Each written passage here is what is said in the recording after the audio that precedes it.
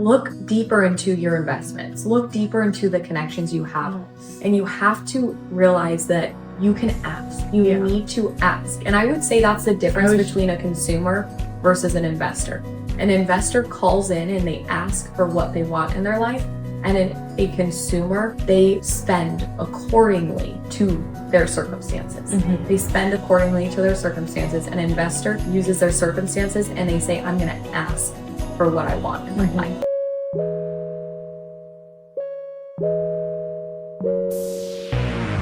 All right, everyone, we're back and we're going to be talking about something super simple that can truly take you from being just a consumer to a real successful investor.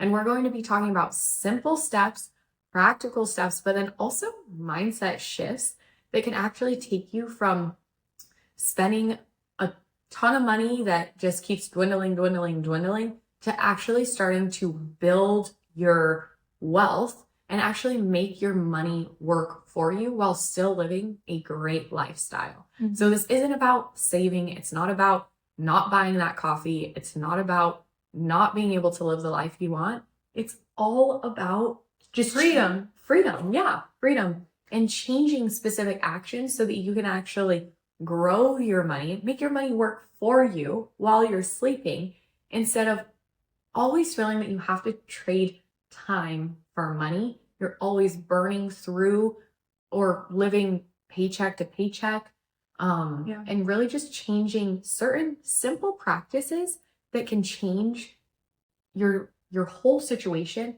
within 2 months or even just a year. So we really think this is important because, I mean, what we've experienced this ourselves, but we've seen this change multiple people's whole financial situation. And so, yes, we're very big investors in the cryptocurrency space, but it really comes down to the fundamentals of money. It comes down to the fundamentals of how you steward your capital, and before you can even then really invest and be a successful investor. And I think that's huge. I mean, we talk about it all the time, but before you can be a successful investor, you really need to understand how to steward what you already have. Yes. Or what's already coming in, or maybe the lack thereof that is coming in, of how you can position yourself to then be an investor. And I think it really, I mean, it comes down to mindset. It comes down to all of that, but it comes down to the practical things of what does stewardship look like, truly, and how do we steward our money. And not only our money, honestly. It's stewardship is not, and this episode, I'm just going to say, this episode is not just about money. If we can be practical stewards of the things that are in our hands, then we can be a true investor and have that mindset. And even our time, our mindset, stewarding our mindset. So I'm going to ask you a question because it just popped up in my mind and I think it'll help everyone on here. But can these same principles apply to someone that is maybe in debt compared to someone that has $1 million in their bank account?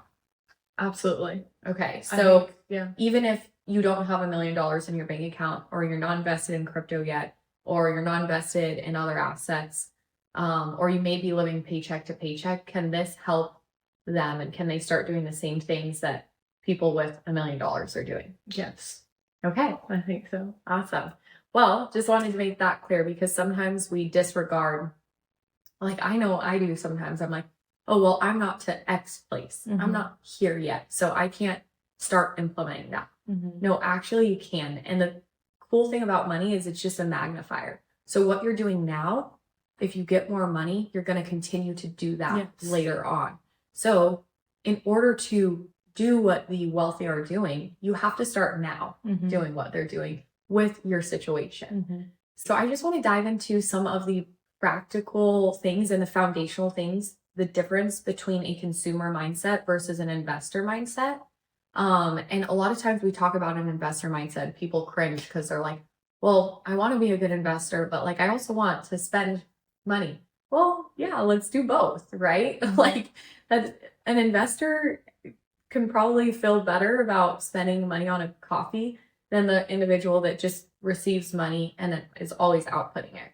So I want to talk about the difference and just lay the foundation, and then we can talk about some practical steps to actually get there. But a lot of you guys have probably heard this, but we love talking about this. There are the poor, the middle class, then the wealthy. And that's just a fact. It's not judgmental. It's none of that. But I think a lot of individuals don't want to be poor, right? Mm-hmm. Most individuals don't want that. But they don't understand, how can I start taking steps to get to the middle class, then be wealthy? But there are different mindset and different practical things that each do. And that's just a fact. A lot of times the poor, they only trade time for money, and then they spend a lot of their money. They spend more than they can. Yes. Than they even have. Right. Honestly. And everyone is in a different situation, so we understand that, but you can still start using this in any situation you have. Now, the middle class, what they typically do is they're decent at bringing a good income in. They still usually spend their time for money, but they're decent about preserving their income, and so they save a lot. So they're in the middle class. They save, they stack up. But what the wealthy do is they're good at receiving money. They're good at building in a cash flow. But what they do is they invest their money so that their money is working for them as they're still building that cash flow in. And so over time, all their capital accelerates over time. Where the middle class, they kind of just build linearly. And then the poor, they usually are just pretty stagnant because they're receiving money, outputting it, receiving, outputting, receiving, outputting. And so how can we get those different mindsets, and how can we start building to where we're actually placing ourselves in a wealthy position? Mm-hmm. So I want you to go ahead and start with one of the points that's just off of the top of your head or where you're at. And then I can kind of go on some of the points there. For me, I would say in that regard, it comes down to stewardship again. And what stewardship truly is what is in your hand and how can you multiply what's in your hand instead of consuming what's in your hand and only using it for you. Mm-hmm. And so let's just scratch money. Let's scratch all of that. But how do you take what is in your hand and actually multiply it? And I think that is truly what stewardship is. Mm-hmm. And so, for example, maybe you don't have money, but maybe you have a skill set that you don't even realize you have. Are you actually stewarding that skill set? Mm-hmm. Are you creating value off of that skill set? And to me, that is the utmost factor of, can somebody be a good steward of what they have or not? Right. And so if we can maybe evaluate, do I have time? Mm-hmm. Do I have, am I good at sewing? Am I good at talking on camera? Am I good at, making connections? Those are all skill sets. And whatever it might be for you, that's a skill set that you have that you can actually multiply and create value off of. But maybe you're not recognizing it or realizing it. Mm-hmm. And so for me, I would say the first aspect of stewardship is recognizing what you have. Yes. Because if what's in your hand. Yes. And if you can't recognize what you have, then you're never going to be able to steward it. Mm-hmm. You're never going to be able to take control and multiply it because you don't even realize it's there. Mm-hmm. But once you realize, I have $1 in my bank account. I am good at cutting hair. Mm-hmm. Then that's when I think the light bulb moment can come off of like, what can I do with what is there? Mm-hmm. Yeah. So anyway, just laying that foundation. Obviously, we can get much deeper in that. Mm-hmm. But yeah, I think realizing that it's there, that's the first step. Mm-hmm. The second piece in my mind and just thinking about this is going back to the Bible.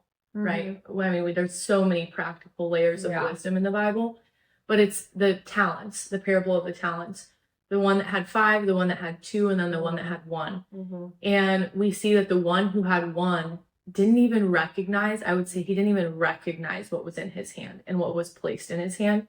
He just got scared and wanted to bury it. Mm-hmm. He was just like, and I think that happens with a lot of us. We bury the talent that is within us. Yes. Oh, girl, you're preaching. You're preaching to me. We literally bury the talent that is within us, and we say, "Oh, I don't understand the value of what's within me." Mm-hmm. And so we completely neglect it. We completely bury it because we're scared. Yeah. But the one with the 5 talent was like, wow, this is so valuable. Mm-hmm. I'm going to take this and I'm going to multiply it by, what did he multiply it by? 2 He times. doubled it. So he doubled what he had. And so did the guy with the 2. Mm-hmm. But the guy with the 5 understood the value of what was sitting in his hands. He recognized it, and so he was actually able to. So the first step is recognizing what you have. The second step is taking action towards what's in your hand. Mm-hmm. Because if you can't recognize it, then you won't be able to do anything with it. Exactly. So I think that for me is the little bit of stewardship, and it doesn't just come down to money. Yeah. Right? Right. Well, just to add to that, I feel like it's truly a mindset shift, because I know even for me, and personally I'll tell this, is like I was a very avid investor, and this was like 3 years ago, but I was a very avid investor. I really liked to work. Like I wanted like 3 jobs, like just to be honest, 3, 4, 5 years ago, I just wanted to work. And I know that sounds crazy. A lot of you guys might be like, oh, what is she doing?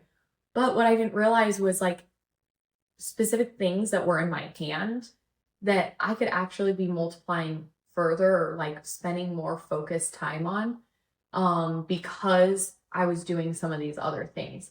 Now, what I'm trying to say with that is that what I ended up doing was I didn't look at everything that I had in my hand. I was just looking at like, oh, this is kind of fun to make a lot of money by having 3 jobs, rather than saying, oh, wow, I have this much capital. Like, let's go practically. Looking at my bank account, looking at my investments, looking at my situation, looking at the value, the talent I had, and then actually saying, how can I move this forward? A lot of times we look at our situation from an outside perspective, even though it's our situation. And so it's a mindset shift. We look at our situation and we say, I just don't have enough money for that, or I don't do this, or I don't da-da-da-da-da, or this, or that, rather than actually dissecting. Sometimes, wouldn't you say sometimes people are scared to look at their bank account, or look at their investments, or actually look at their situation? Mm-hmm. Like we limit ourselves, but then we don't even realize that we're not looking at those things. And so when I actually stopped and I said, okay, I actually want to be to this position in 5 years, and this position in the next 3 years, and actually this position in the next year, I actually realized that what I was doing at that moment was not going to get me there, even though it looked like I was doing all the right things, right?